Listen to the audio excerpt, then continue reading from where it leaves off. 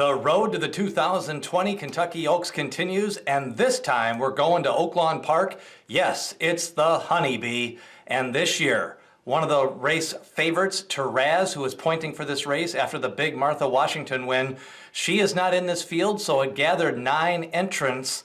And it's going to be a pretty wide open betting race. I think a couple of horses ship in from Tampa Bay, and those might be the 2 favorites. So let's start with those 2 right at the top of the rail with Motu, who had 1 outing this year, ran evenly, kind of tired a little bit late in the Suncoast at Tampa Bay. But the winner that day, Lucrezia, was very impressive, drawing off down the stretch. And Motu may have needed the race.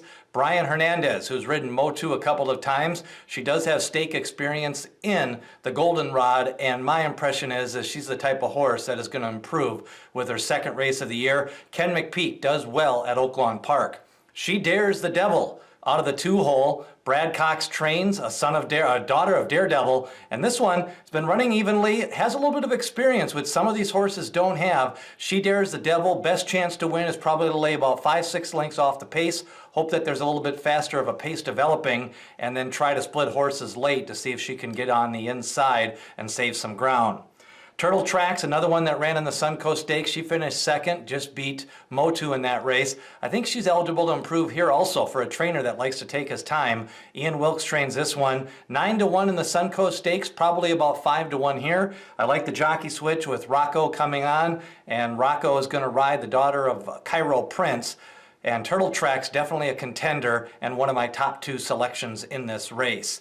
Ringleader, McLean Robertson trains, Oakland Park, a winner the last time out, 3 for 3 in her career, and she pulled away in the stretch the last time after kind of dueling a little bit at the beginning, opened up, and then they were coming to her late, but she already had the race won.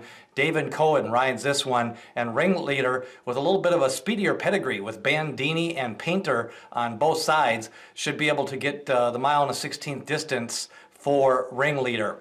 Altas Awards, another one who seems to be on the improve. Steve Asmussen trains. Back-to-back victories after starting out her career with a 3rd place finish at the Fairgrounds. She was 11-1 in her debut and then picked up a couple of nice wins at 2-1 and 4-1 in her last 2 races. Elta's reward from the first crop of Tonalists that are now 3-year-olds. This one should be able to run all day. Of course, Tonalist running well in the Met Mile, won the Jockey Club Gold Cup twice, and also a Belmont Stakes winner. And so with the Medaglia d'Oro, who was stakes placed multiple times at 10 furlongs, Alta's Award should run all day, and local track sensation Ricardo Santana, that's the go-to rider for Steve Asmussen. Back in charge, Ken McPeek sends out 2 in the Honeybee this year. Nice win to debut, got led off at 18-1 that day. Brisnet's speed figure was a little bit light, but she should improve in that 2nd time out. 78 to debut. She's going to have to push that up to a 90 here in her 2nd lifetime start. But visually, the debut victory was impressive for Back in Charge. 50 Shades of Green ships in from Aqueduct. Was not really a factor, losing by 9 lengths in the Busanda Stakes. Harvey's Little Goyle was impressive that day. She's going to be running this weekend at Aqueduct, and 50 Shades of Green probably facing a little bit easier company in a race like this. Raggedy Ann, daughter of Union Rag, should be able to get the distance. I like the fact that she's got some races where she can come from off the pace. When she's closer to pace, that's when she runs her better races. So definitely take a look at Raggedy Ann if you want somebody that can maybe from the outside slingshot to that lead or near the leaders as they come around the stretch. Rounding out the field is Queen Bridget, daughter of Verrazano. Of course, he's been exiled, but he's still got a couple of crops here in America. And Queen Bridget, her victory was 3 races back, 5 lifetime starts, 1st race at Oakland Park, 4 straight turf races after the debut on the dirt at the Pea Patch, Ellis Park. Queen Bridget, definitely going to be a long shot in a race like this.